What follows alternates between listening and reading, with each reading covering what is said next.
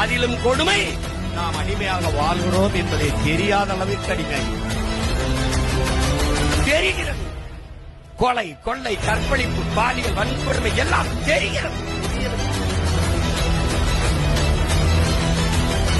தெரிகிறது ஊழல் தடுக்க முடியவில்லை, தெரிகிறது லஞ்சம் தடுக்க முடியவில்லை, தெரிகிறது கண்ணு முன்னே வளங்கள் களவு போகிறது, தெரிகிறது தடுக்க முடியவில்லை.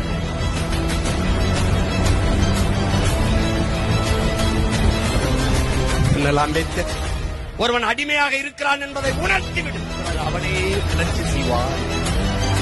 இதைத்தான் 15 ஆண்டுகளாக நீங்கள் பெற்ற பிள்ளைகள், உங்கள் உடன் பிறந்தவர்கள் 15 ஆண்டுகளாக நான் அடிமை, நாம் அடிமை என்பதை உணர்த்திக் கொண்டே வருகிறோம்.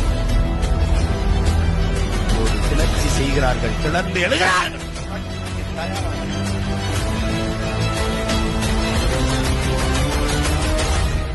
புரட்சி என்பது என்ன?